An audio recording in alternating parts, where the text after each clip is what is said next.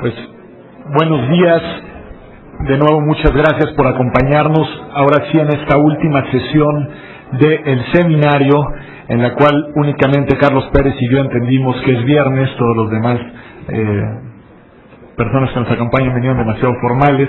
Entonces, bueno, en realidad es una mesa en la cual, como habíamos prometido, vamos a presentar las relatorías de cada una de las 8 mesas. Les comento brevemente cuál será el criterio, cuál fue el criterio que utilizamos para elaborar estas relatorías, qué es lo que encontrarán en las mismas, y asimismo les digo que en este momento Lorenzo Córdoba, que está por llegar, está en un cubículo terminando de ajustarlas para que estén a disposición de todos ustedes inmediatamente en este momento vía internet.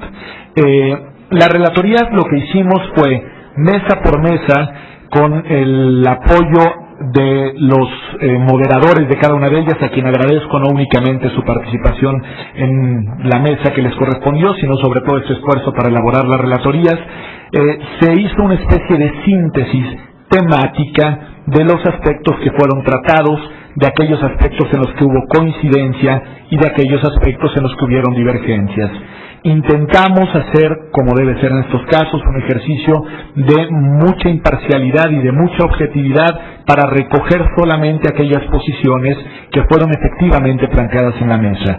Obviamente esto no supone que estén en las relatorías todo lo que se dijo en las mesas, sino únicamente aquellos puntos que consideramos la columna vertebral de la discusión y del debate y lo más relevante sobre cada una de ellas. Entonces será una lectura relativamente breve de cada una de las relatorías de las mesas, no esperamos que nos tome demasiados minutos. Y antes de darle la palabra a Alejandra Betanzo, quien fue será la relatora de la primera mesa, quiero por una parte recordarles que a la 1 tendrá lugar la presentación de la segunda edición del Tratado de Derecho Electoral Comparado en América Latina, en la que participarán, además de algunos de los coordinadores, Lorenzo Córdoba estará ahí, y estará Flavio Galván, estará Jesús Orozco, estará Daniel Sobato, estará Dieter Nolen, por mencionar algunos, no tengo todos aquí. Y quiero agradecer muy especialmente y públicamente a las personas que nos apoyaron durante este evento, cuyo trabajo muchas veces no se ve y ha sido fundamental. A Edith Cuautle Rodríguez, a Paula Sofía Vázquez Sánchez, a Selene Cruz Alcalá, a Anel Valadez Murillo, a Berenice Ortega Villela, a Luis Salgado Rodríguez, quien además nos hará favor de leer la relatoría del doctor Juan Vega, a Rafael Caballero Hernández, y muy especialmente al licenciado Arturo Ansúrez. Muchas gracias a todos ellos y, contra mi costumbre en este caso, me permito pedirles un aplauso.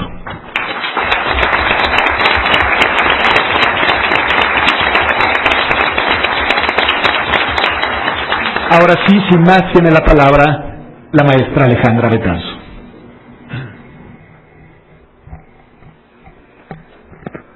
Bueno, muchas gracias por venir aquí a esta última recopilación de lo que cada uno de los ponentes dijo en las mesas y, entro en materia.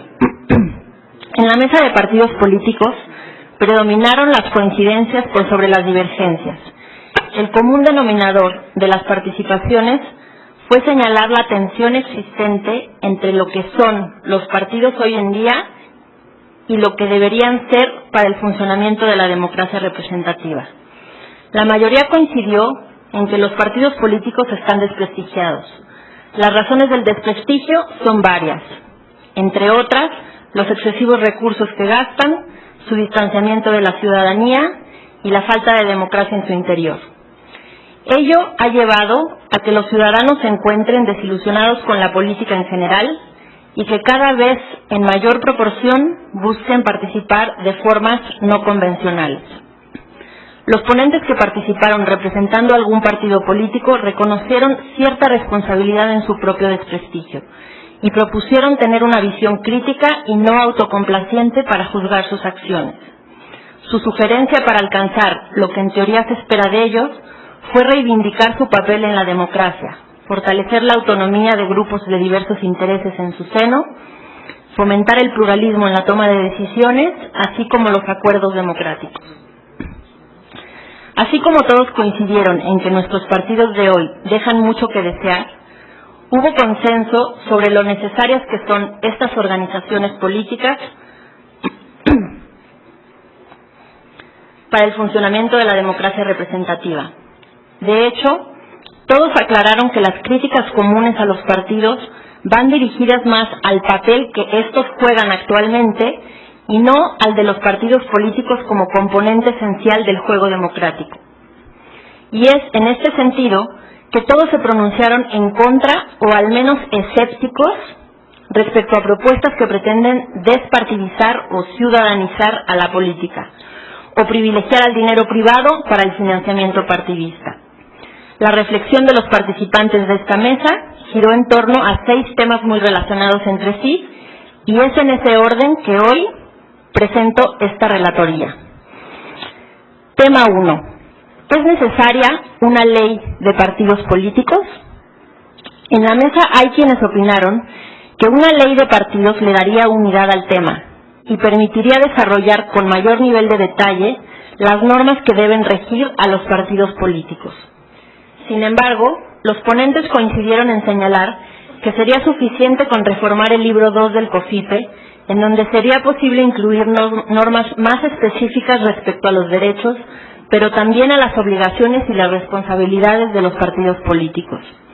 Entre los ponentes predominó la necesidad de establecer más claramente las obligaciones, entre las cuales destacó el garantizar los derechos de los militantes, evitando abusos de las autoridades partidistas y logrando que las normas que los mismos partidos políticos establecen en sus estatutos dejen de ser letra muerta.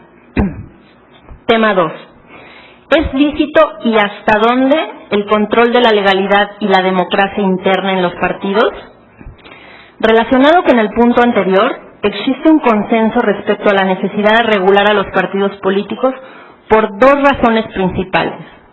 Una, porque son organizaciones de interés público, y 2, porque son sujetos de prerrogativas y subvenciones estatales. Sin embargo, también se advirtió sobre el peligro de que dicha regulación, al buscar tutelar los derechos de los afiliados a la participación democrática, pueda coartar el igualmente importante derecho a la libre expresión, asociación y autoorganización. Recupero las siguientes propuestas lanzadas por los ponentes. 1. Recuperar e incorporar en la legislación las tesis del TRIFE con relación al establecimiento de criterios para considerar si un partido es democrático, tales como el establecimiento en los estatutos de los partidos de una asamblea de afiliados para la toma de decisiones de la organización. 2. Buscar la auténtica representación del ciudadano dentro de los partidos políticos. 3. Dar realce al juicio para la protección de los derechos políticos como vía de solución de conflictos internos de los partidos y considerar igualmente este medio de impugnación contra resoluciones de los partidos como último recurso. Tema 3. Transparencia. Al respecto, los ponentes propusieron someter a los partidos a criterios más específicos que los existentes, con especial énfasis en aspectos de financiamiento, propaganda y medios de comunicación. Ello permitiría evitar que se utilice a los partidos políticos como un medio para hacer negocio o para acceder a recursos públicos. Se señaló que actualmente los partidos ya rinden cuentas frente a la autoridad electoral. Sin embargo, también se sugirió que ese proceso debería desarrollarse directamente entre ciudadanos y partidos sin la triangulación del IFE. En este sentido, se lanzó la propuesta específica de someter a los partidos a la Ley de Transparencia y Acceso a la Información.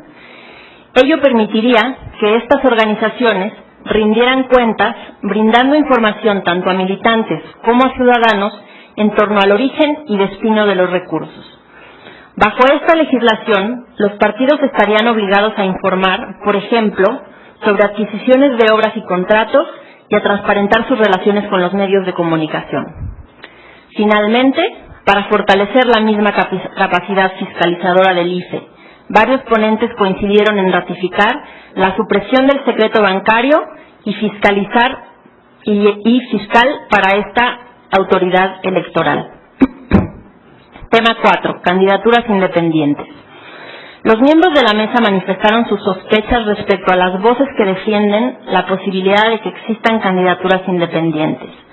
Todos coincidieron en la trampa o falacia conceptual que encierra dicha posibilidad. Las razones de dichas sospechas son varias.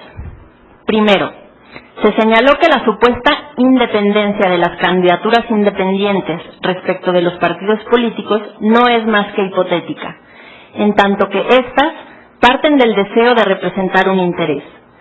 La única diferencia con una candidatura partidista, según algunos de los ponentes, sería que dichas candidaturas simulan o disfrazan dicho interés.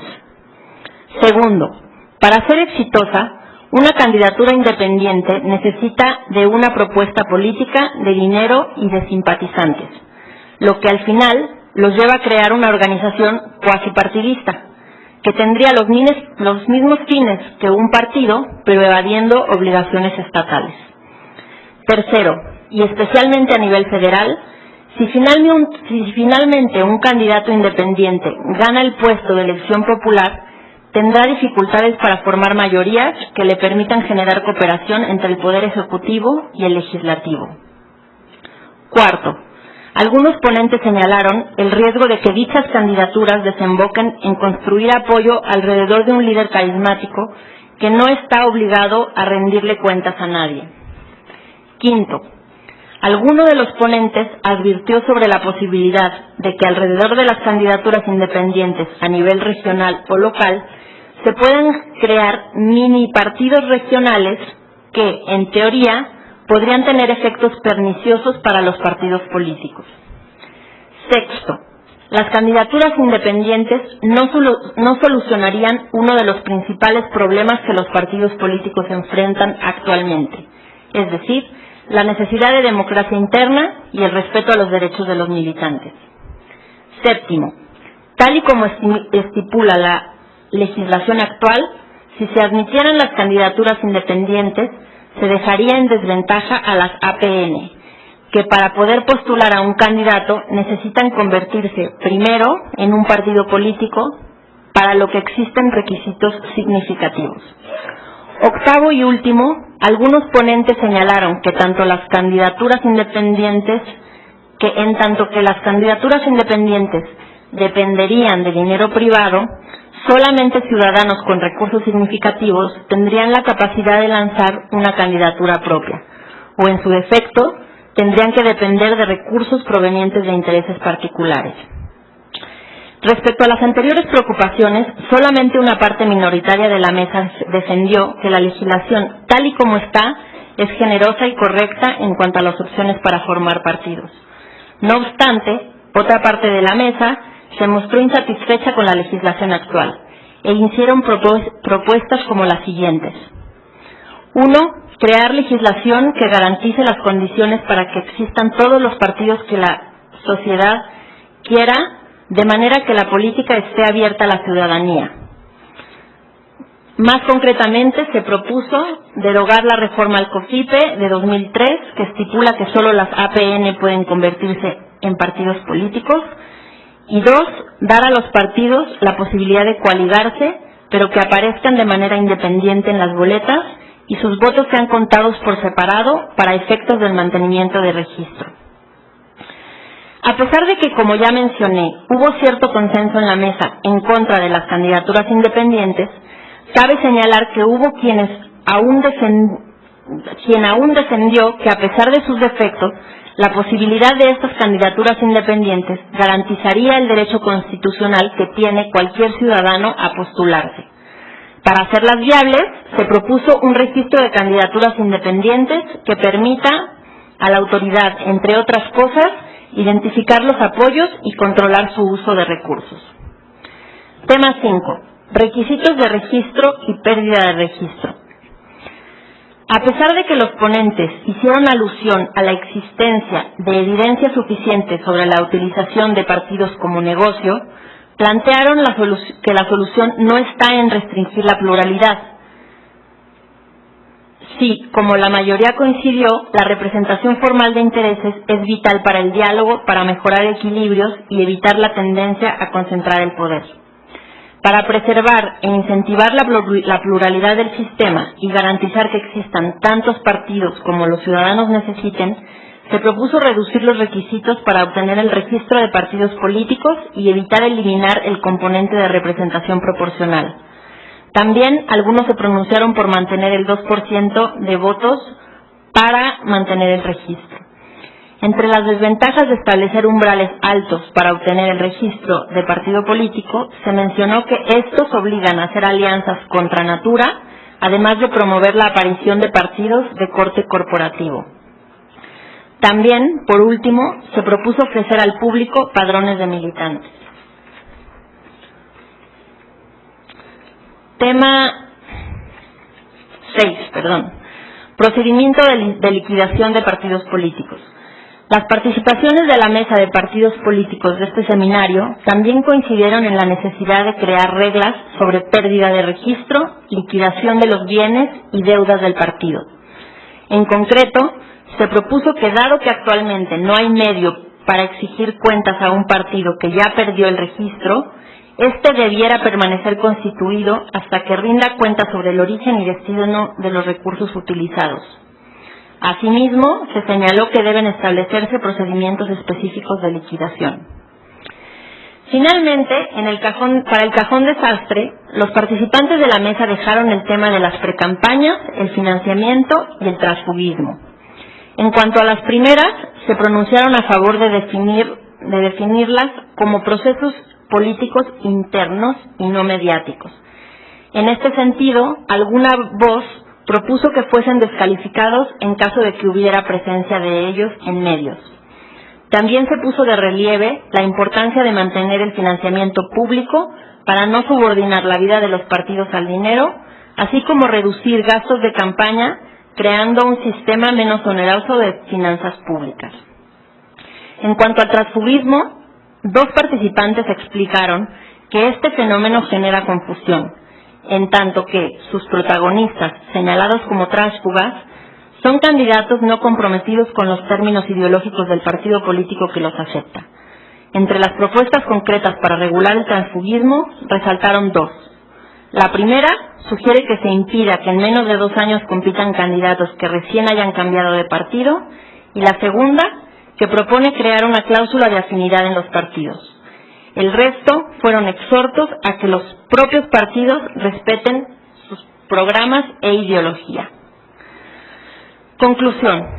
En suma, las participaciones de la mesa de partidos políticos de este seminario no fue una apología de los partidos actualmente existentes, sino una reflexión sobre el tipo de partidos a los que debiéramos aspirar. Si bien reconocieron que la mera existencia de partidos no es condición suficiente para la democracia, sí fueron reiterativos respecto a la manera en que los primeros están inevitablemente ligados al futuro de la segunda. En este sentido, los ponentes se decantaron más por la idea de remodelar a los partidos más que por demolerlos. Y a pesar de que dedicaron una buena parte de sus reflexiones a argumentar en contra de las candidaturas independientes, sí alertaron sobre los peligros de que los partidos políticos puedan monopolizar por completo la participación política de los ciudadanos. Muchas gracias.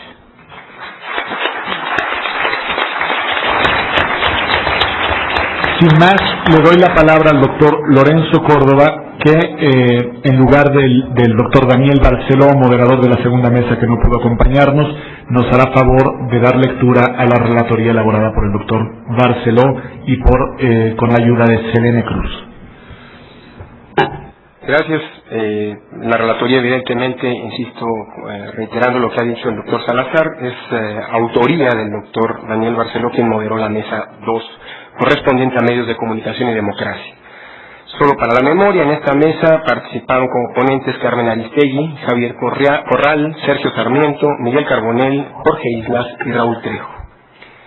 Los medios de comunicación son una realidad en la democracia de nuestros días, tanto en México como en otras democracias del mundo. Pero en países con una escala territorial como la mexicana y con un sistema electoral mixto, la necesidad de acudir a la radio y a la televisión se hace indispensable.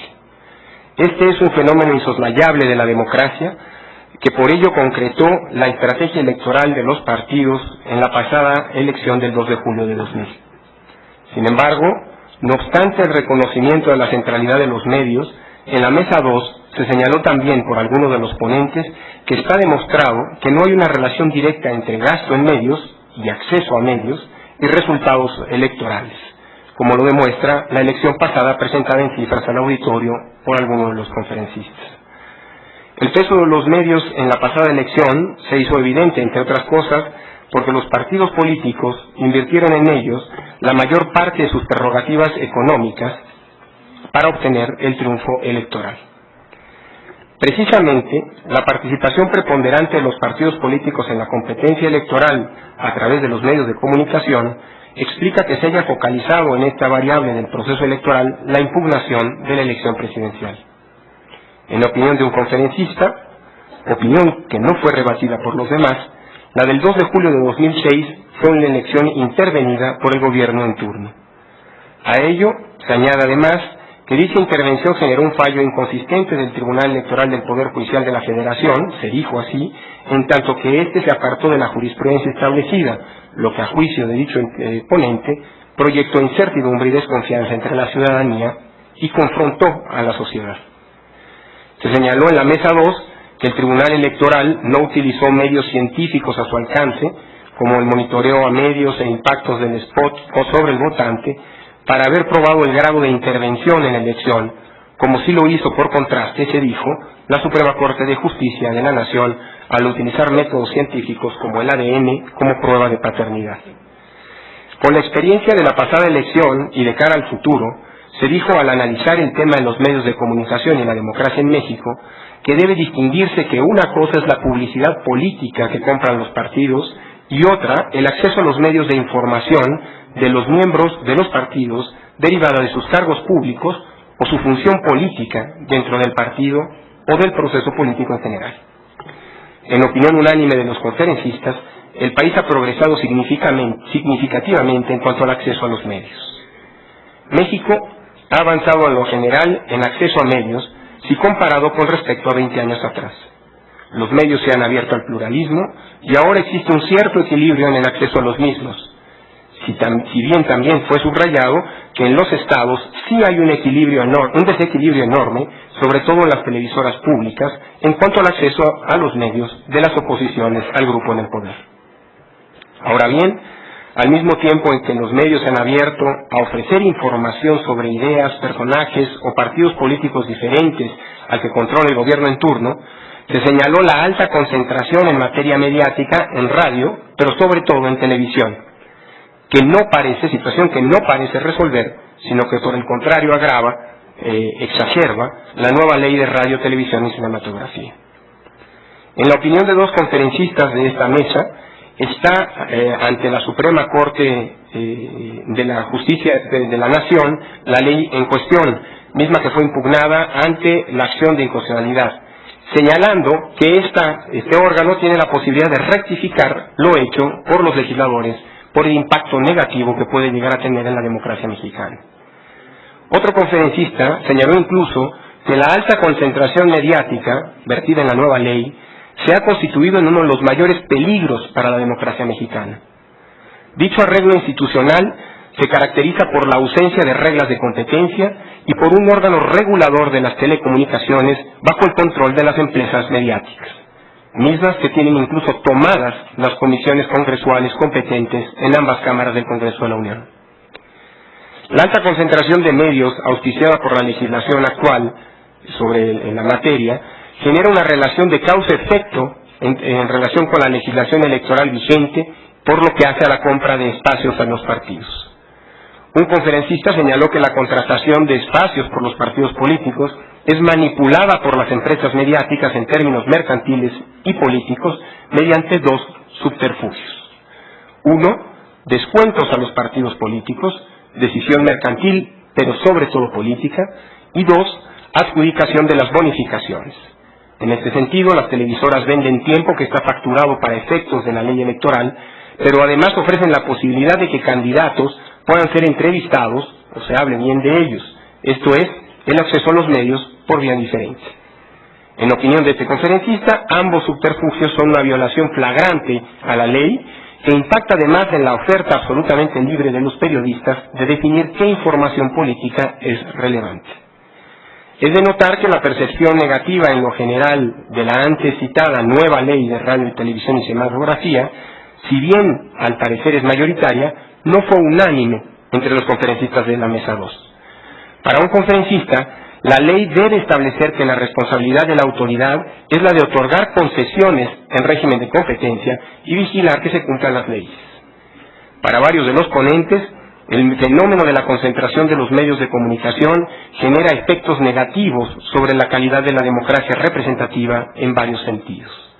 Entre estos, es de observar que su gran mayoría de los políticos tienen miedo, se dijo, a regular aspectos que inciden directamente sobre la calidad de la democracia electoral que es imputable a los medios, como la concentración en manos de pocos grupos mediáticos o el gasto electoral de los partidos en medios electrónicos durante los procesos electorales. El miedo de los políticos a anteponer el interés general y de la democracia deriva de las represalias que pudieran intentar en su perjuicio, se dijo, las dos grandes televisoras o las radiodifusoras que dominan el mercado nacional. Esto, a su vez, refuerza el hecho de que el poder de los medios sobre los votantes hace que los políticos recurran a ellos para promover sus expectativas de éxito electoral, sean individuales o de partido. Es así que los medios, pero sobre todo la televisión, imponen una lógica mercantil a la comunicación política, al debate público, que ha sido descrito en la Mesa 2 como tiranía del spot o spotización de la política. En opinión de varios participantes, el arreglo institucional actual privilegia el uso de la imagen en televisión por sobre la confrontación de las ideas. La posición sobre este último punto de la spotización de la política no fue, sin embargo, unánime entre los ponentes. Como propuestas para la reforma electoral que viene, los conferencistas manejaron las siguientes. 1.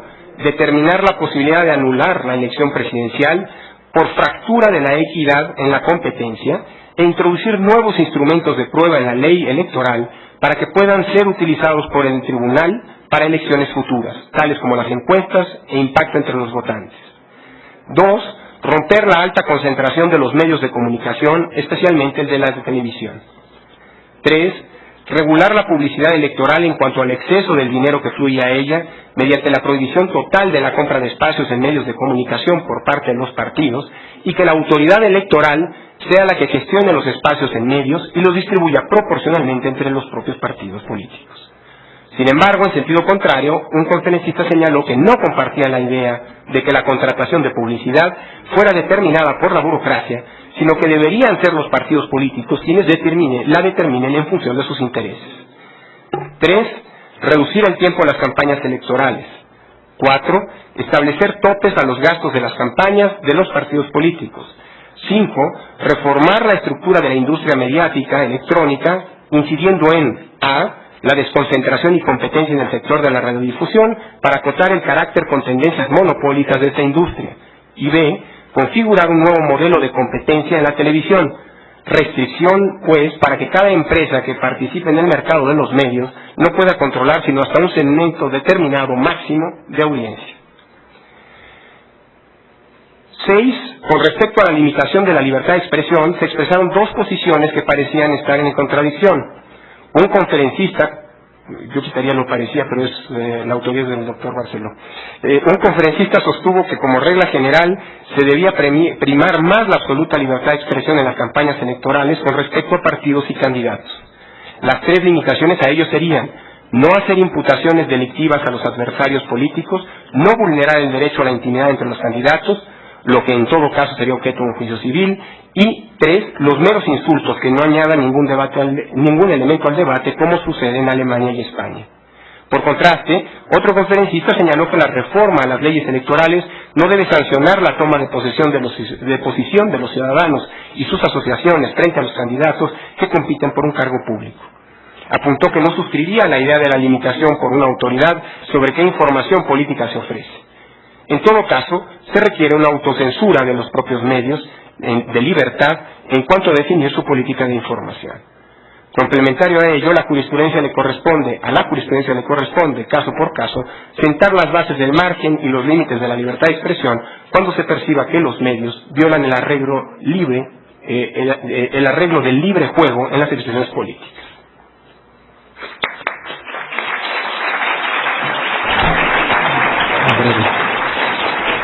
Sin más, le doy la palabra al doctor Carlos Pérez, quien nos hizo favor de moderar y de realizar la relatoría de la Mesa 3 sobre financiamiento a los partidos políticos. Muchas gracias, buenos días. En la Mesa 3 participaron Fernando Asís, Jorge Alcocer, Miguel Ángel Granados Chapa, María del Pilar Hernández, Ciro Murayama y Eduardo Fuchín. Agradezco mucho a Rafael Caballero la ayuda que me ha brindado para realizar esta relatoría. En esta materia una preocupación fue el hilo conductor. Los recursos de las entidades de interés público, que son los partidos políticos, provienen de las arcas del Estado y por lo tanto los ciudadanos son los primeros interesados en conocer el origen, uso y destino de los recursos que se dedican a la contienda política. Los participantes coincidieron en la necesidad de acotar el esquema de financiamiento a los partidos políticos. Hubo consenso en torno a la necesidad de publicitar cuál es el destino del gasto y la necesidad de mantener la fórmula que privilegia los recursos públicos sobre los privados en las finanzas de los partidos. De hecho, los ponentes coincidieron en la necesidad de que entre otras, revisar el concepto de costo mínimo de campaña, sobre el cual se construye el aparato financiero de los partidos políticos en México. La opinión de la mesa fue que este concepto nos ha conducido a una situación absurda, en la cual, por ejemplo, los partidos reciben más dinero del que están autorizados a gastar.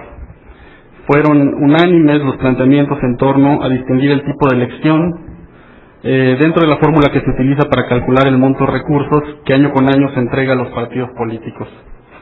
Así, los participantes postularon que habrá de entregarse, que no tiene por qué entregarse la misma cantidad de dinero en años en los que se celebran elecciones presidenciales y en años en los cuales se celebran elecciones legislativas.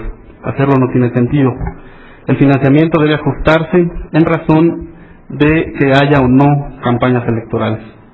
También se propuso eliminar la prescripción constitucional que dispone a asignar los recursos a los partidos políticos no solo equitativamente, 30% de la bolsa global, sino también en relación con la votación que hayan obtenido, 70% de la bolsa global. Los ponentes estuvieron de acuerdo en que es necesario desmercantilizar a la política para devolverla al campo de las ideas. Esto además se adiciona la necesidad de repensar el esquema de financiamiento en un país pauperizado como el nuestro. Los intervinientes se inclinaron por reconocer la importancia de los medios de comunicación en la transmisión de mensajes y propuestas políticas a la ciudadanía y coincidieron en que el uso de la televisión y el radio con fines políticos es necesario en la vida de sociedades democráticas y complejas como la mexicana de nuestros días. Sin embargo, coincidieron en que es necesario suspender la propaganda pagada en radio y televisión. En forma general se planteó eliminar esta erogación para reducir los costos de gasto público a los partidos. Alguna opinión matizó, sin embargo, esta propuesta al sugerir que por lo menos la ley cambie para evitar que el IFE esté obligado a contratar los tiempos en radio y televisión que le demanden los partidos políticos. En la mesa se presentaron opiniones de acuerdo a las cuales es necesario no dejar de considerar que el sistema de financiamiento a los partidos políticos mexicanos es uno de los más sofisticados y desarrollados del mundo.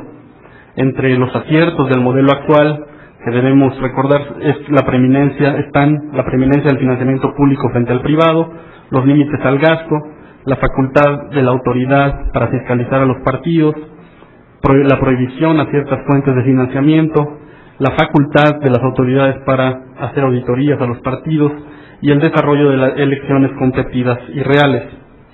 Sin embargo, los ponentes coincidieron en que la ley electoral es continuamente violada en la materia, desde la recurrente opacidad que caracteriza las finanzas de los partidos hasta la imposición de multas vistas como una inversión o gasto necesario para alcanzar los cargos públicos.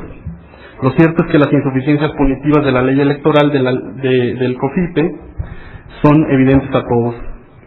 Abusos cometidos en el pasado, como la creación de partidos entendidos como negocios familiares, así lo constatan. En este sentido, en la mesa se presentaron propuestas para redefinir el concepto de interés público y la creación de procedimientos que permitan liquidar a los partidos políticos que pierden su registro. Propuestas muy concretas fueron también expuestas. Entre ellas pueden mencionarse algunas, como la necesidad de ampliar las facultades fiscalizadoras de las autoridades electorales, establecer contralorías internas a los partidos políticos, obligar a los partidos a perfeccionar sus sistemas de rendición de cuentas, en especial de cara a los ciudadanos, reajustar la fórmula de asignación de tal suerte que la base sean 300 diputados y no 500. En el mismo ánimo se sugirió tomar en cuenta la participación ciudadana como un criterio para determinar el monto de los recursos que se entregarán a los partidos políticos. Los participantes se inclinaron por modificar con toda cautela el régimen legal que regula el financiamiento de los partidos políticos. Alguna propuesta sugirió no realizar cambio alguno al sistema de financiamiento sin antes asegurar la prohibición para que los partidos políticos contraten tiempo aire en radio y televisión. Dos propuestas en concreto no tuvieron el consenso general de los participantes. Por una parte, no hubo acuerdo en hacer descansar las finanzas de los partidos políticos en los militantes. Tampoco hubo un acuerdo en la propuesta de establecer como causal de nulidad de la elección el rebase de los topes de campaña.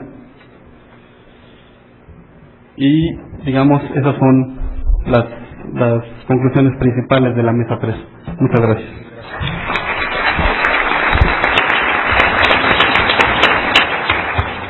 Tiene la palabra Cristian Bernal, quien nos hizo favor de realizar la relatoría, además de moderar la mesa 4 sobre fiscalización a los partidos políticos. Muy buenos días. Antes de empezar con la relatoría de la mesa 4 que me correspondió moderar, quisiera agradecer a quien me hizo el favor de asistirme en esta labor, Abril Martínez, Mariana Treviño, Paula Sofía Vázquez y Omar Macedo. Y desde luego felicitar nuevamente a los organizadores del evento, a Pedro Salazar y a Lorenzo Córdoba, por lo que considero ha sido un exitosísimo seminario. Los ponentes de la mesa 4 fueron María del Carmen Alanís, Andrés Albo, John Ackerman, Osvaldo Chacón Rojas, Ray Kennedy y Humberto Murrieta. Habida cuenta de lo que significan los partidos políticos, resulta difícil hablar de su fiscalización. Se trata de un tema que a últimas fechas ha ido despertando el interés de la sociedad mexicana. Después de todo, el funcionamiento de estos institutos depende de los recursos públicos. El primer problema que se nos plantea es qué órgano resulta adecuado para realizar la tarea de la fiscalización, determinar las atribuciones y límites de su actuación, de igual manera, fijar los tiempos en que ejerza su facultad fiscalizadora, así como las sanciones y los sujetos de estas, para el caso de requerirse la aplicación de un medio correctivo. ¿Quién debe fiscalizar a los partidos políticos? A lo largo de la sesión, los ponentes se pronunciaron principalmente en dos sentidos, sin que uno de ellos resultara preponderante.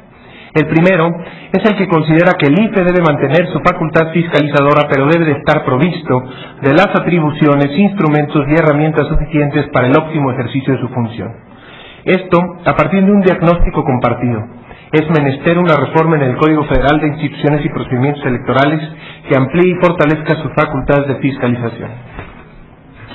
En otro sentido, algunos expositores se declararon a favor de la creación de un órgano de fiscalización con independencia orgánica, funcional y financiera, dotado de estatus constitucional y oponibilidad en el ejercicio de sus funciones frente a los poderes públicos o privados.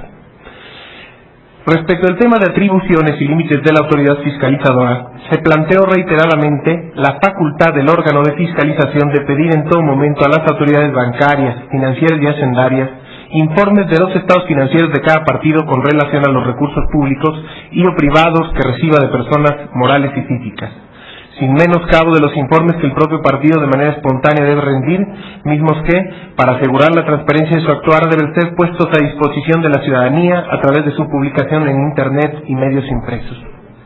En la misma dirección, los ponentes coincidieron en que dicho órgano debe contar con facultades amplísimas de investigación y apremio ante cualquier sospecha de malversación de fondos.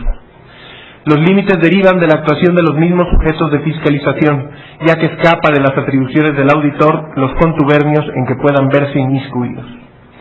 Sanciones y sujetos de sanciones. Ante la comisión de algún acto u omisión que atente contra las atribuciones fiscalizadoras del IFE o ante la realización de un ilícito, debe haber un mecanismo que permita hacer vinculantes las sanciones que la materia penal impone. Para lograrlo, debe ampliarse el catálogo de delitos en materia electoral, así como determinar de manera explícita los sujetos imputables en materia de fiscalización, ya que lamentablemente las sanciones no pasan de ser, en el mejor de los casos, meras amonestaciones de carácter administrativo.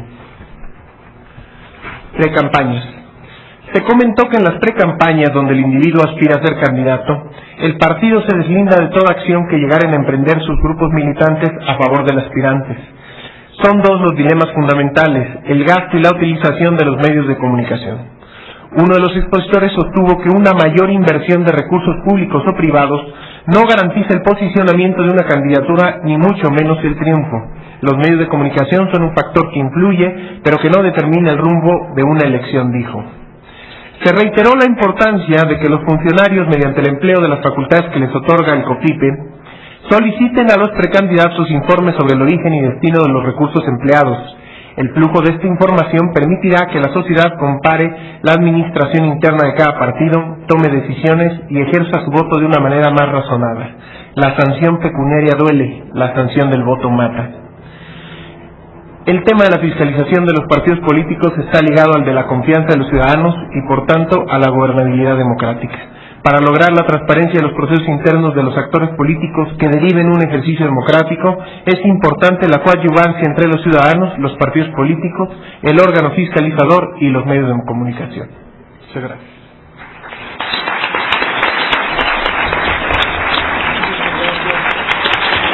A Cristian Bernal, antes de darle la palabra a Pablo Larrañaga, quien nos hará favor de dar lectura a la relatoría que elaboró sobre la Mesa 5, Autoridad Administrativa Electoral, quiero agradecer al Instituto Electoral del Estado de México, que se conectó durante todo el seminario por el sistema de videoconferencia.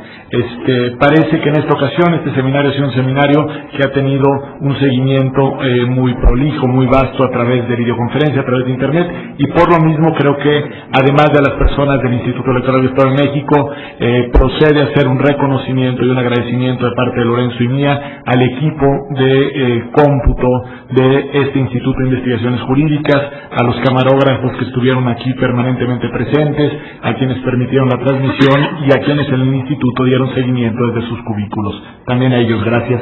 Tiene la palabra Pablo Larrañaga. Gracias. Bueno, yo quiero, antes de iniciar la relación de la quinta mesa, Autoridad Administrativa y Electoral, el Instituto Federal Electoral, agradecer su presencia, agradecer a los organizadores que me hayan dado la oportunidad de participar en este ejercicio de racionalidad democrática, y también agradecer a Luis Salgado que me haya apoyado en la configuración de esta relación.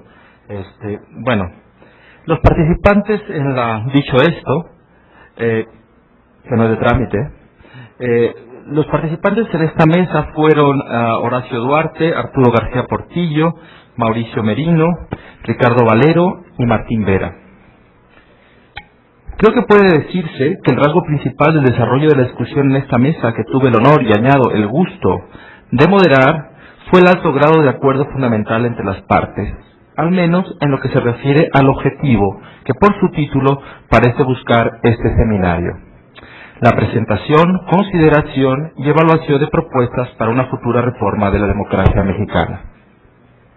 En este sentido, aunque los distintos participantes hicieron un recuento de las carencias y fallas del IFE a lo largo de su existencia, y en particular en el pasado proceso electoral, todos los ponentes expusieron reflexiones y formularon ideas en torno a posibles mejoras en la organización, administración y funcionamiento del IFE. No corresponde a un relator hacer una evaluación de dichas reflexiones y propuestas.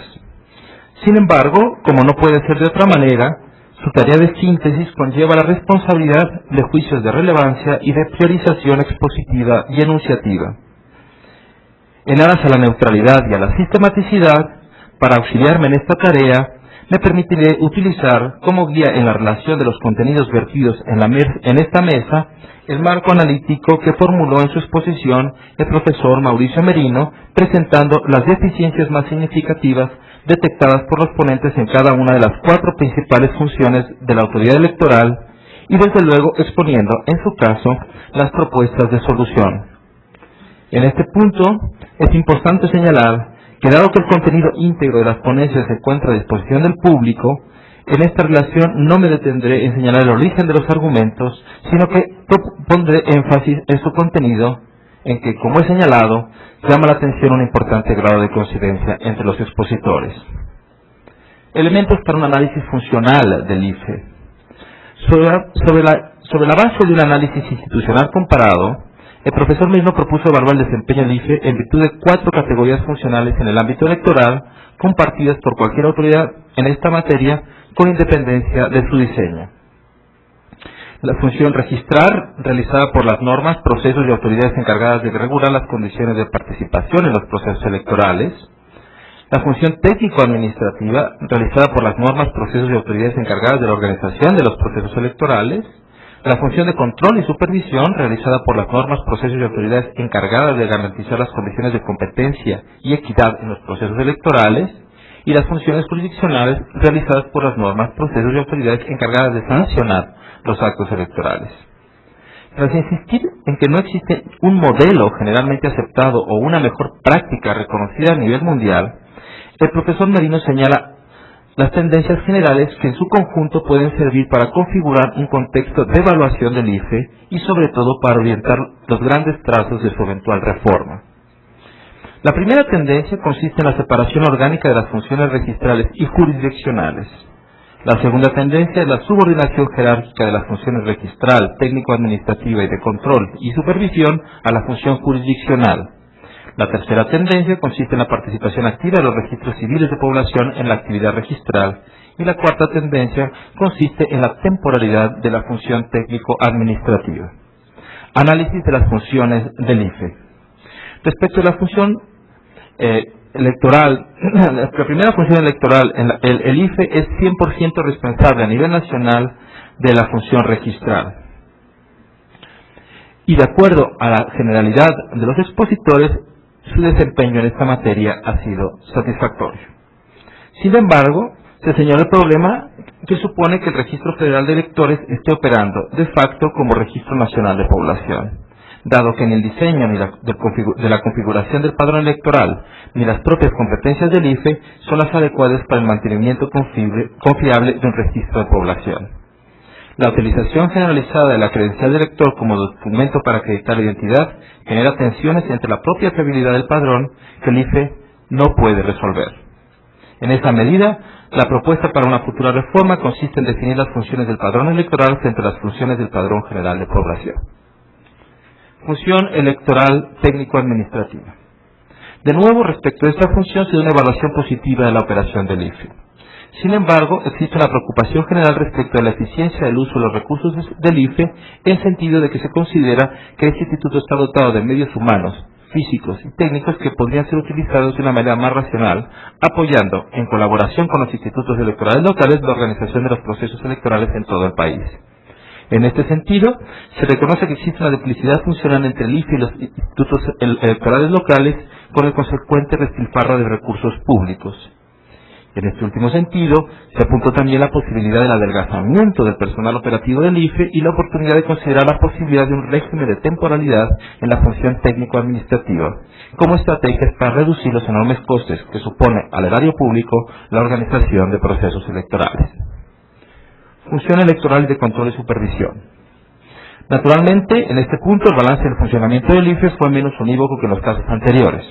Sin embargo, en todo caso, se encontró una coincidencia en todos los ponentes en que las deficiencias mostradas por el IFE en las pasadas elecciones presidenciales no fueron tanto consecuencia del diseño interno del instituto como deficiencias del diseño del sistema electoral mexicano en su conjunto. En este sentido, se recalcaron fundamentalmente dos aspectos: el proceso de elección del Consejo General del IFE y las competencias regulativas del IFE respecto a las acciones de partidos y de terceros con posibilidad de incidir en la competencia de equidad de los procesos electorales. En este punto, en primer lugar, hubo una coincidencia unánime en la necesidad de plantear una reforma al procedimiento de elección de los consejeros electorales, de modo que se promueva la legitimidad del Consejo General. En segundo lugar, se estableció la necesidad de que la autoridad constitucional, bien el constituyente permanente o bien la Suprema Corte en su carácter de tribunal constitucional o el Poder Legislativo, por su parte, regulen de manera clara la conducta de los partidos y de los particulares respecto de la competencia electoral. En resumen, se insistió en la necesidad de que el IFE se concentre en las funciones técnico-administrativas, evitando que esas funciones se contaminen por las deficiencias en la regulación del conjunto del sistema electoral, cuya solución, en cualquier caso, se encuentra fuera de las competencias funcionales de cualquier autoridad electoral estricto sensu. Función jurisdiccional. Como ocurre en la mayoría de los países, el sistema electoral mexicano, la función jurisdiccional se encuentra orgánicamente separada de las anteriores funciones. Esto es, esta función no corresponde al IFE, esta función no corresponde al IFE. En este sentido formal, no cabe, pues, hacer una evaluación de las funciones jurisdiccionales del IFE. Sin embargo, dado que el IFE interviene en la configuración de una buena parte de los elementos probatorios dentro de las controversias electorales, se insistió de manera generalizada en la importancia de una nítida separación de las funciones electorales y en particular la importancia de que el IFE se estructure como un órgano netamente administrativo que no intervenga como intermediario entre la autoridad jurisdiccional y los interesados en los conflictos generados por la competencia electoral. Asimismo, se señaló la importancia de que el IFE se encuentre al margen de la interpretación del contenido y alcance de los derechos de las organizaciones políticas y de los particulares. Consideración final.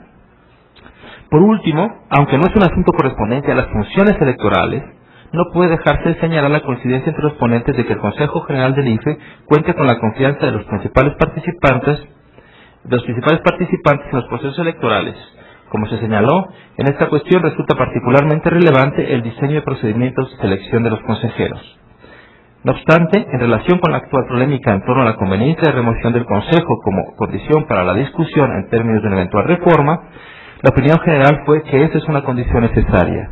Que esa no es una condición necesaria, sino en su caso una consecuencia previsible de la misma. Y aquí tengo que apuntar que quien insistió en este punto de manera particular fue el consejero Rodrigo Morales, quien lo señalé al principio de mi exposición. Gracias.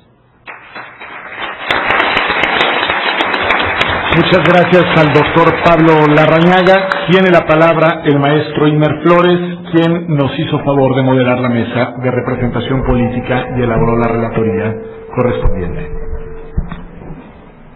Muchas gracias.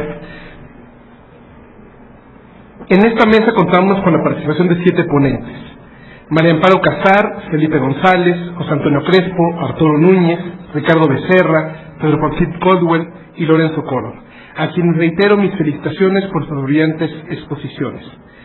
Y aprovecho para agradecer también a Rafael Caballero, quien me asistió en la tarea de preparar esta relatoría. Si bien no me atrevería a afirmar que nada más alcanzamos consensos, tampoco podría asegurar que solamente presenciamos puros disensos. Por lo pronto, podemos aseverar sin temor a equivocaciones que hubo muchas coincidencias y ciertamente algunas tensiones. En ese sentido, sobre cada uno de los principales puntos que se desarrollaron, me permitiré exponer las convergencias y sus divergencias, así como destacar algunas propuestas concretas. Cuestiones genéricas. Varios de los ponentes se pronunciaron expresamente en contra de las limitaciones extralógicas, así como de las creencias equivocadas en el sentido de pensar que una reforma por sí sola es la panacea para todos los males. Es más, uno de los ponentes se mostró escéptico ante el hecho de que de nuevo hablemos de la necesidad de la reforma electoral o de una reforma pendiente. No obstante, todos coincidieron con el planteamiento de que no basta con pensar en dar respuestas a las preguntas de quién representa el representante y a quién representa el representado, sino que además debemos responder qué es lo que se representa, intereses, posturas, etc. Así como para qué buscamos, la gobernabilidad y o la representatividad. En ese sentido, casi todos se pronunciaron por el hecho de que la representación política propicia una mayor y mejor representación de los intereses del electorado, del pueblo y de la sociedad, léase el interés general, en lugar de los intereses de los partidos políticos o cualquier otro interés particular, al mismo tiempo de buscar fórmulas que garanticen tanto la gobernabilidad como la representatividad. Cuestiones específicas. Integración de la Cámara de Diputados y de Senadores. Ante la cuestión de reducir o no el número de integrantes de la Cámara de Diputados, actualmente es de 500, y de senadores, 128, solamente uno de los ponentes afirmó tajantemente que no, bajo el argumento de que un órgano, mientras más numeroso, es más representativo. Ahora bien, en cuanto al mecanismo para su integración, uno de los ponentes se pronunció en el sentido de que en el caso de la Cámara de Diputados, en lugar de elegir 300 diputados de conformidad al principio de mayoría relativa y 200 conforme al de representación proporcional, se eligieran a 250 por cada principio.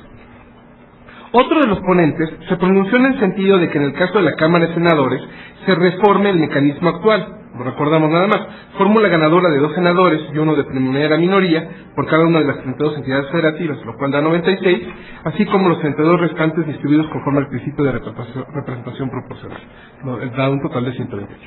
Sobre todo porque los 32 senadores de representación proporcional alteran la representación paritaria entre las entidades federativas propia de un sistema federal. En concreto, la propuesta fue elegir a los 4 senadores, o incluso a 3 en caso de reducir el número, correspondientes a cada entidad federativa en una sola circunscripción por cada una, bajo el principio de representación proporcional pura o casi pura. Representación proporcional.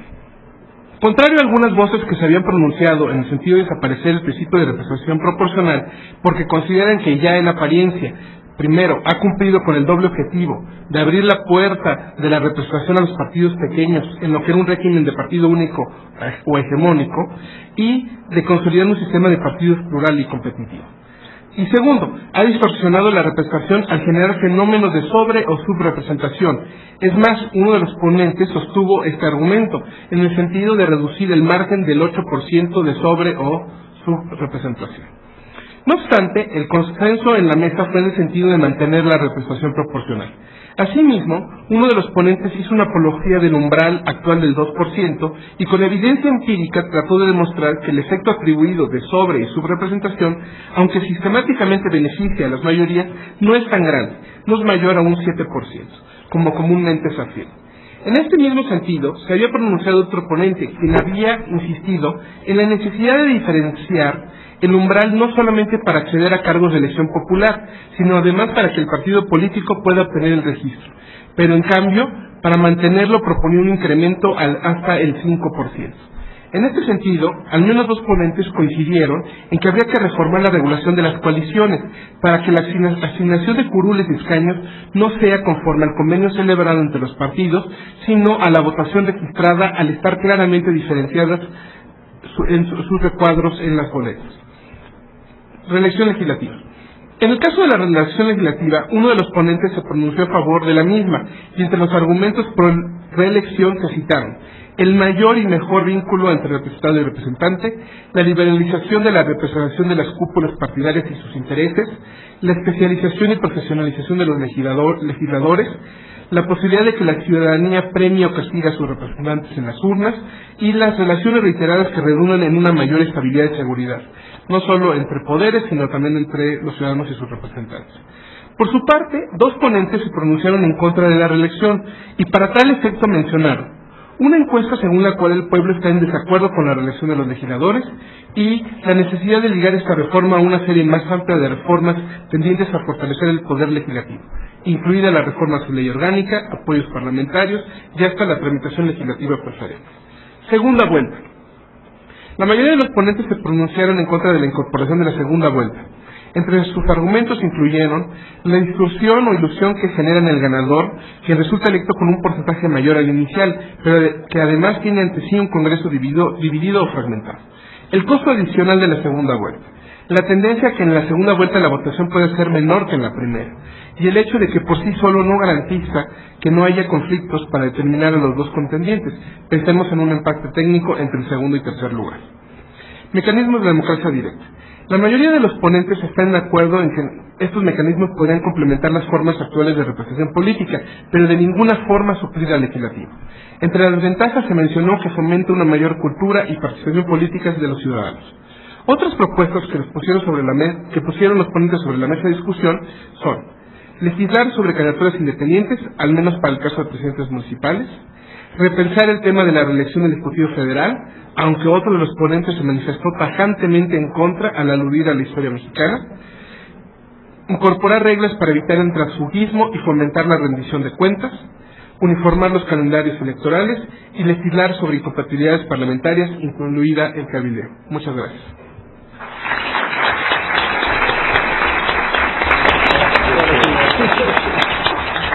Palabra, después de agradecerle al maestro Imer Flores, a la doctora Mónica González Contró, quien nos hizo favor de moderar ayer por la mañana la mesa sobre autoridad jurisdiccional electoral, Tribunal Electoral del Poder Judicial de la Federación. Adelante, doctora. Muchas gracias. Y bueno, antes de empezar con la relatoría, quisiera felicitar en primer lugar a los organizadores, pero felicitarnos a todos quienes hemos participado en este ejercicio de construcción de la democracia. Creo que lo que hemos vivido a lo largo de esta semana ha sido un ejercicio democrático, ¿no?, de discusión abierta en el espacio abierto de la universidad. Así es que creo que es un paso importante para poner estos temas difíciles, complejos, sobre la mesa y dar cabida a las más diferentes opiniones. Y antes de iniciar, quiero dar crédito a quien elaboró conmigo esta relatoría, que es Selene Cruz, con la cual además fue muy agradable trabajar.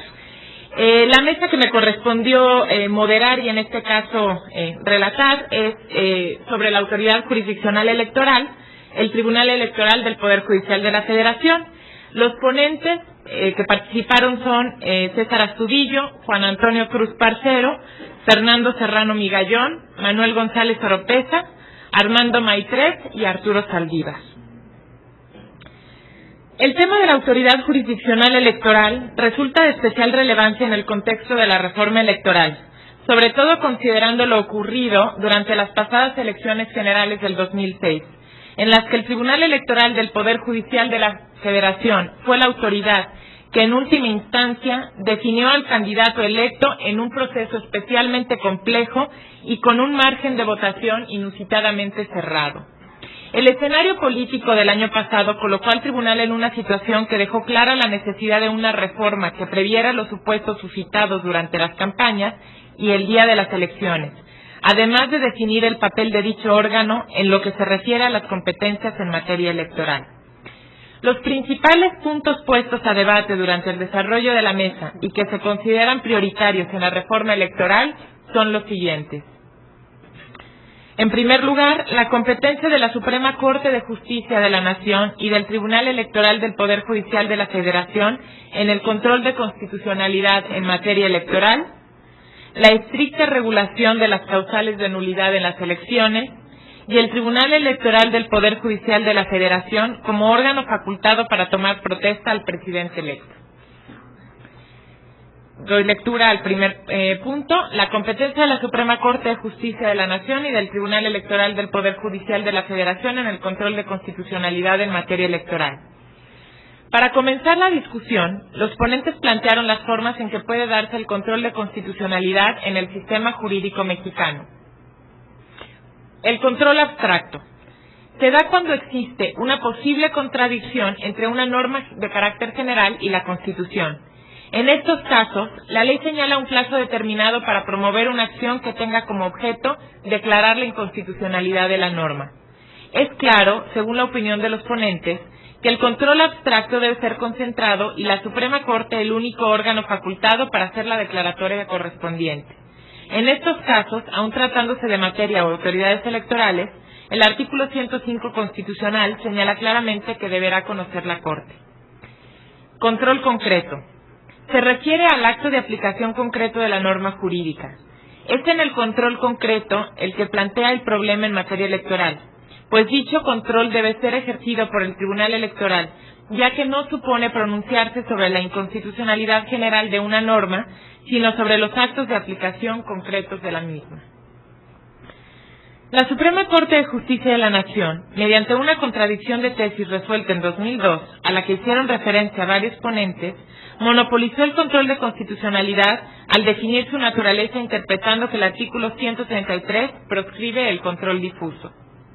Así, aunque el artículo 99 establece que la máxima autoridad en materia electoral es el Tribunal Electoral, según la Corte, este no tiene facultades para ejercer funciones de control de constitucionalidad, por lo que se creó una laguna normativa que no existía, dejando en estado de indefensión a muchos de los actores implicados en la materia electoral, empezando por los ciudadanos.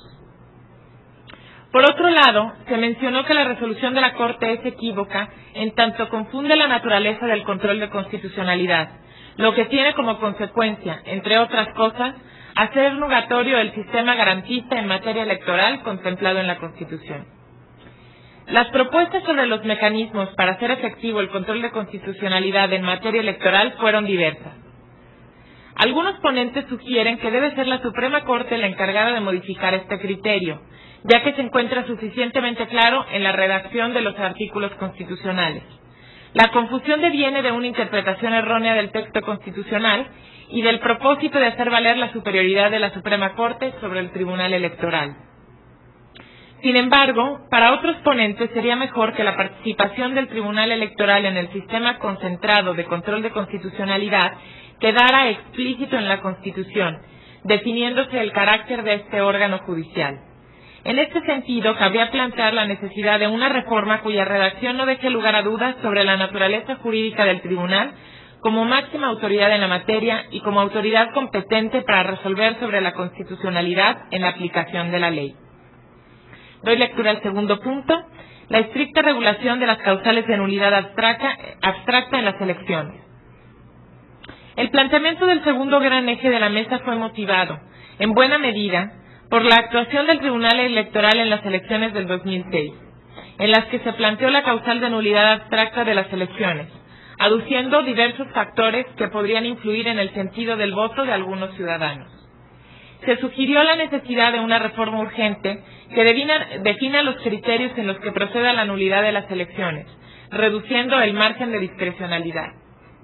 A juicio de uno de los ponentes, ese margen de discrecionalidad se evidenció en la resolución del Tribunal Electoral sobre la pasada elección presidencial, al fundar en buena medida el sentido de su sentencia en apreciaciones difíciles de determinar, y por ello con un alto grado de subjetividad que no fue acompañado por una motivación suficiente.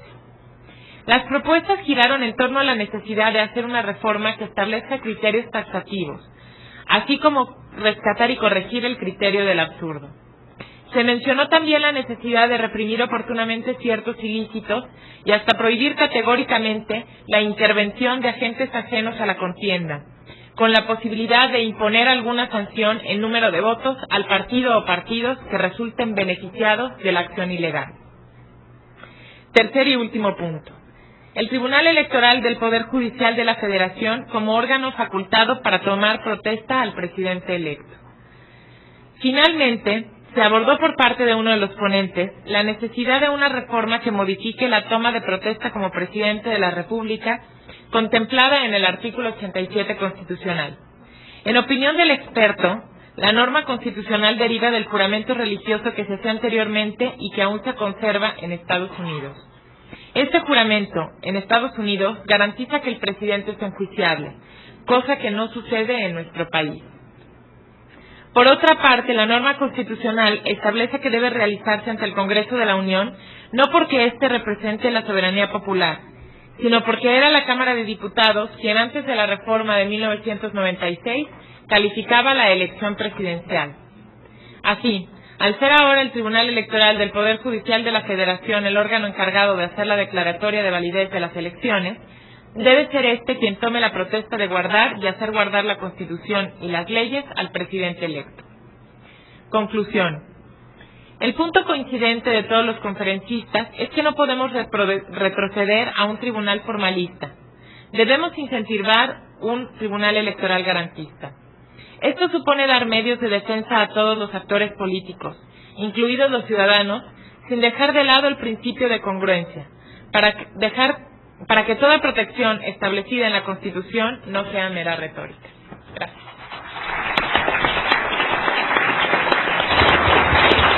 Muchas gracias, doctora González. Antes de dar la palabra a Luis Salgado, quien elaboró la relatoría de la mesa 8, junto con el doctor Juan Vega, quien nos hizo favor de moderarla, pero al ser el secretario académico del instituto tenía una serie de actividades que cumplir ahora y le ha pedido a Luis que en su lugar dé lectura a la relatoría elaborada por ellos. Quiero nada más recordar un anuncio que ya había hecho el día de ayer, pero que es para tranquilidad de todos aquellos que vienen del interior de la República y están preocupados por sus constancias de participación. En todos los casos no hay ningún problema, como nos hemos comprometido, se les harán llegar sus constancias, así que por favor, lo importante nada más es que contacten a las personas del instituto, de la organización, para que dejen sus datos, sus direcciones, y con certeza, seguramente una vez que se impriman, las firmemos, inmediatamente se les enviarán. Sí, tanto Anel como Arturo nos harán favor de recibirlas, por favor. Entonces, con ellos, por favor, nos harán favor de tomar los datos de todos ustedes. Tiene la palabra Luis Salgado. Gracias. En la mesa 8 los participantes fueron Ana Laura Magaloni, Hugo Concha Cantú, Marco Gómez, José Roldán Chopa, Don Guillén y Julia Flores. En esta mesa se realizaron reflexiones en torno de temas de relevancia para el sistema democrático del país, tales como la regulación de la libertad de expresión, el nivel del debate electoral, la duración de las campañas electorales, las precampañas, el tiempo entre la calificación y la toma de posesión de los cargos públicos, entre otros. Entre los ponentes hubo coincidencia en que la libertad de expresión es un elemento fundamental del sistema democrático, pero que para su correcto desarrollo es necesario que sus límites se encuentren regulados. En este sentido, se planteó la necesidad de elevar el nivel de la calidad del debate electoral. Sobre todo se advirtió la necesidad de enfrentar el tema de las campañas negativas. En este sentido, se describió el panorama internacional de la regulación de las campañas negativas, recuperando distintas alternativas de regulación. El dilema, según se dijo, está entre una legislación permisiva o una restrictiva, porque existe una tensión entre dos valores, la libertad de expresión y la competencia electoral leal y honesta. La campaña electoral del 2006 nos recordó que nuestra legislación tiene una deficiente regulación de la materia. Los límites establecidos son muy bajos, los criterios sumamente vagos, y no existen mecanismos suficientes para aplicar sanciones. Se subrayó, por parte de un ponente, la necesidad de diferenciar entre actos solamente prohibidos y actos expresamente ilícitos. Hubo expositores que se pronunciaron por permitir las llamadas campañas negras, argumentando que contribuyen a informar a los ciudadanos, ya que la crítica negativa puede ser aceptable siempre y cuando se base en hechos ciertos, no sea irracional, no se utilicen injurias y no se violente el orden público.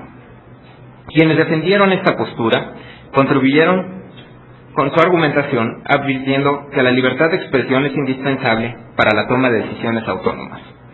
Reconociendo la importancia de establecer ciertos límites, esta fue la postura mayoritaria en la mesa.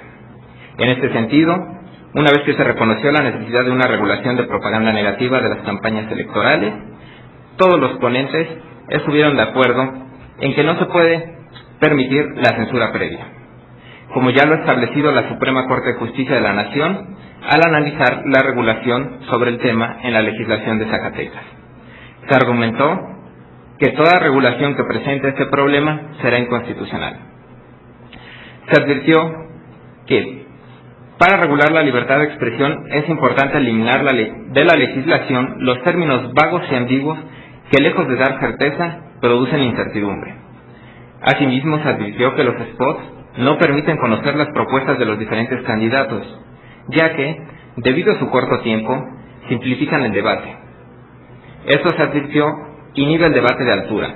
En este sentido, uno de los participantes propuso la prohibición de spots en campañas electorales. De esta forma, las campañas tendrían lugar en los tiempos oficiales del Estado en los medios de comunicación. Otro factor que se planteó son los problemas que se desprenden de la intervención en las campañas de los poderes de los diferentes niveles de gobierno y de los actores privados. Sobre la participación de funcionarios públicos, se manifestó que es necesario regular de forma puntual la imparcialidad que deben respetar todos los funcionarios públicos durante el periodo electoral y fuera del mismo. Algunos ponentes propusieron que no sea el Instituto Federal Electoral la autoridad competente para sancionar las violaciones que puedan cometer en esta materia los funcionarios públicos. Se advirtió que, en este tema, es particularmente problemática la situación del presidente de la República, que actualmente solo puede ser juzgado durante su encargo por traición a la patria. Asimismo, se propuso prohibir la difusión de mensajes de obras públicas y la difusión personal en el año electoral, esto a todos los niveles de gobierno. Hubo, por otra parte, coincidencia en la necesidad de impedir cualquier acto que se dirija a la compra o coacción del voto. Por otra parte, pero en el mismo tenor de ideas, se subrayó que actualmente el IFE no tiene facultades expresas para exigir a los demás órganos del Estado el cumplimiento de las resoluciones adoptadas por el propio órgano electoral. Esto ha sido evidente en estos días con el problema de censura por parte de la Secretaría de Gobernación a la difusión del promocional de un partido político. En el tema de la duración de las campañas y de su costo, se estableció que la mejor solución es la reducción de tiempos de campaña, así como del monto de recursos públicos destinados a este fin. Se advirtió, esto supondrá afectar intereses muy importantes. Se recordó que, dada la fórmula actual, la reducción del tiempo de la campaña electoral conlleva la reducción del monto de financiamiento que recibe cada partido político, pues un factor que determina la fórmula es el número de días que dura la campaña electoral, por lo que es posible construir campañas más cortas, pero tomando en cuenta que este tema se relaciona con la clase de democracia que habrán de construir los partidos políticos. Para la regulación de las precampañas, un ponente propuso que la Secretaría de Hacienda fiscalice la etapa anterior a los procesos de selección interna de cada candidato en lo individual. Asimismo, que se establezca en los estatutos de los partidos la duración de las precampañas, que se realicen de forma simultánea en todos los partidos políticos, preferentemente en procedimientos cerrados, y que exista una regulación para los actos anticipados de campaña. Gracias.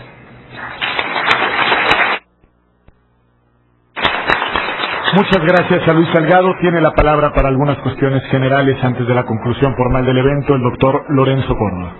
Gracias, Mil. Quisiera hacer brevemente, no es un papel mío de abusar de este micrófono, pero recordar la finalidad que nos impusimos los organizadores, el doctor Salazar y un servidor, así como las instituciones convocantes a este evento, con finalidad para el mismo.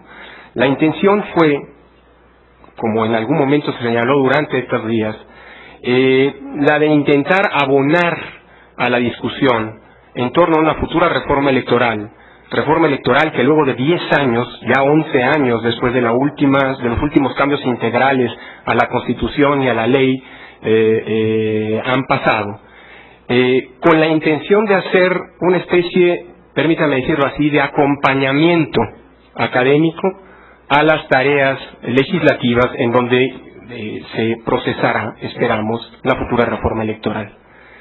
Todas las grandes reformas electorales desde la de 1977 en adelante, tal vez salvo la del 2004, pero recordarán los eventos trágicos de ese año entre los cuales los legisladores se impusieron, perdón, de 94, cuando se impusieron, algo malo me debe haber pasado en 2004 por el lapsus, pero bueno, cuando se impusieron condiciones de urgencia para reformar las normas electorales, todas las demás 5 grandes reformas electorales estuvieron antecedidas de foros públicos de discusión, de ejercicios como publicaciones de libros, seminarios, etcétera, que antecedieron y que abonaron con insumos, con reflexiones, con debate, con discusiones a la tarea legislativa en donde naturalmente tienen que procesarse los cambios. La intención es pues que este no sea una voz, un conjunto de voces en el desierto. No es, digámoslo así, que este haya sido un sano ejercicio de reflexión académica y ya, sino la intención de haber concluido este seminario justo con las relatorías que ahora estamos presentando, que ahora se han presentado, es precisamente la de poner en la mesa de la opinión pública, en la mesa de los actores políticos, algún insumo adicional para la ardua, sin duda, pero necesaria tarea que tendrán que enfrentar. No puedo dejar de subrayar algunas notas finales. En primer lugar, reiterar el agradecimiento ya hecho por el doctor Pedro Salazar a los moderadores que nos acompañan en esta mesa, que además cumplieron esta función adicional diligentemente, de ser diligente y sufrida, diría, de ser además relatores de un evento de estas dimensiones en tan breve tiempo.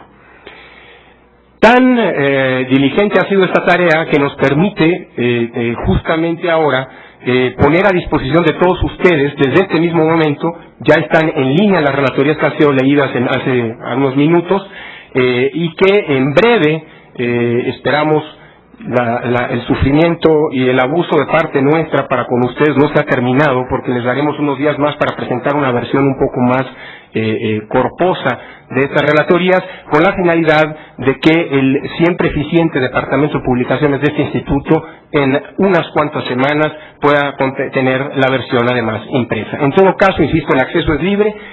Aquí hay un ejercicio de cómo el link en la página del Instituto de Investigaciones Jurídicas, que es www.juridicas.unam.mx. En el link que está siendo señalado a la derecha están las relatorías, y divididas mesa por mesa en un formato Word. La última está por ser subida en estos momentos.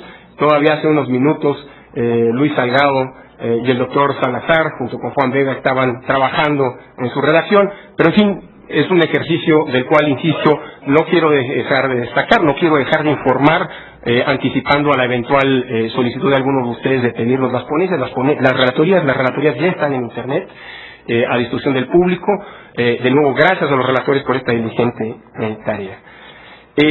Quisiera además, aquí sí, siguiendo una vieja tradición también en este instituto, agradecer a todos ustedes. Sabemos que las jornadas han sido extenuantes, sabemos que las jornadas han sido largas. Gracias a todos ustedes por su paciencia, por su interés, por su participación y, por qué no decirlo también, por su vocación democrática, al haber participado como asistentes y como interlocutores a través de sus preguntas con los diversos ponentes. Gracias también a los ponentes. Hemos intentado armar un evento caracterizado por la pluralidad política, de la cual estamos convencidos es un signo distintivo del país de nuestros tiempos, y que no podía no verse reflejada en un evento de este tipo.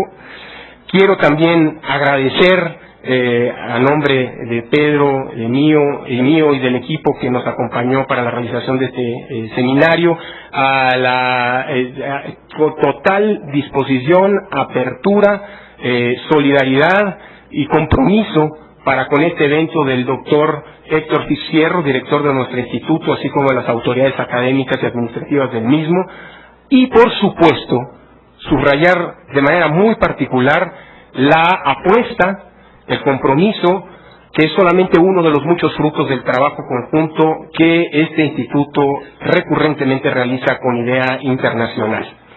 Quiero, antes de darle la palabra al ministro Francisco Holguín, representante de Idea Internacional en México, quiero simple y sencillamente recordarles que en unos minutos más se realizará la presentación del segundo Tratado de Derecho Electoral en América Latina, coordinado por los profesores Dieter Nolen, Daniel Sobato, Jesús Orozco y José Thompson.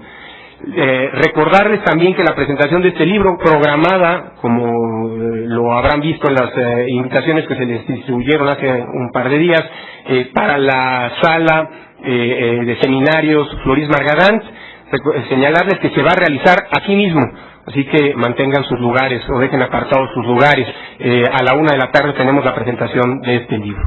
Gracias pues a todos ustedes, y le pediría al ministro Francisco Holguín, que representante, insisto, de Idea Internacional a México, que en nombre de las dos instituciones convocantes de este evento nos haga el favor de clausurar este seminario. Gracias.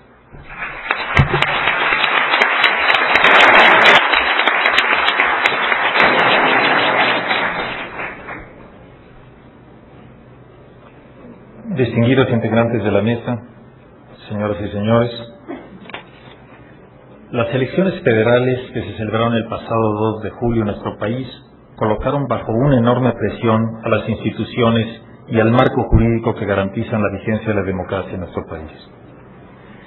Se puso de manifiesto que la alternancia de partidos en el poder, alcanzada en el año 2000, fue un hito en el largo proceso de construcción de nuestro régimen democrático, pero de ninguna manera el final del camino, ni tampoco motivo de complacencia.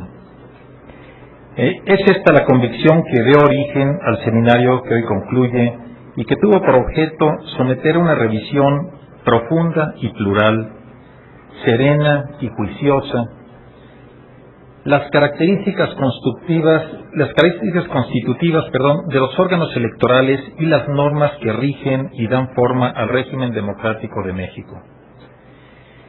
Si bien esta es una tarea que puede y debe realizarse de manera permanente, el momento actual es particularmente propicio y pertinente. Por una parte, está aún viva en nuestra memoria la experiencia de las campañas y del proceso electoral que, no sin momentos de dramatismo, experimentamos el año pasado. Asimismo, como corresponde a un país que ha ido consolidando el derecho de expresión de sus ciudadanos y ampliando la transparencia en que se desarrolla la actividad pública, tenemos como nunca un cúmulo enorme de información sobre el proceso electoral de 2006 y el desempeño de los actores que participaron en él. No menos importante es la fuerte sacudida que produjeron en las autoridades y en toda la sociedad mexicana los eventos que vivimos a lo largo del año, tanto antes como después de la jornada electoral. Y por último, la experiencia de largo camino para la construcción de la democracia a través de sucesivas reformas electorales, que es la característica del caso mexicano, nos ofrece claros ejemplos de que nuestro país es capaz de transformar los obstáculos e incluso los tropiezos en oportunidades de avance y perfeccionamiento de nuestro régimen político. Esa es la razón por la cual el Instituto Internacional para la Democracia y la Asistencia Electoral, conocido también como IDEA, decidió participar con una institución de excelencia, el Instituto de Investigaciones Jurídicas de la UNAM, en la organización de este seminario. La participación de IDEA se da en cumplimiento de los objetivos para los que fue creado hace poco menos de 12 años, cuando un grupo muy reducido de países de todos los continentes decidieron asumir una mayor responsabilidad en la propagación de los valores y las instituciones de la democracia en el mundo.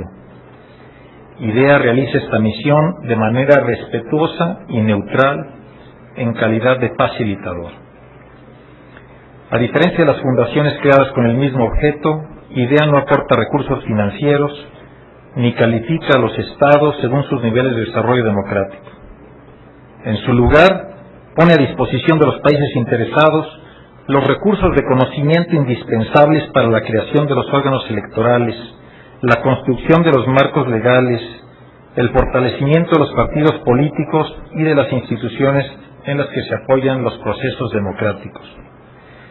Con ello, IDEA vino a llenar un vacío que existía en materia de cooperación internacional para el desarrollo democrático. IDEA se encuentra presente en México desde hace poco menos de 2 años, aunque también asistiéndolo en ocasiones anteriores, y está firmemente comprometido con la consolidación y el perfeccionamiento de la democracia de México. Como representante de IDEA, quiero agradecer a la labor diligente y talentosa de los doctores Lorenzo Córdoba y Pedro Salazar. Quiero agradecer una vez más al Instituto de Investigaciones Jurídicas de la UNAM por la valiosa colaboración, casi diría yo alianza, que ha celebrado con IDEA y con la cual hemos realizado muchos trabajos. Agradezco también a los relatores su valioso trabajo y a todos aquellos que han contribuido desde este evento, a la organización de este evento. Confío en que los frutos del análisis que se ha realizado durante estos días se conviertan en una valiosa aportación, una valiosa contribución al debate político para el perfeccionamiento legal y de las instituciones electorales de México. Y habiendo dicho esto, siendo hoy las 12:40 del 16 de febrero del año 2007, me es grato declarar formalmente clausurados los trabajos de este seminario sobre Constitución, Democracia y Elecciones, la reforma que viene. Muchas gracias.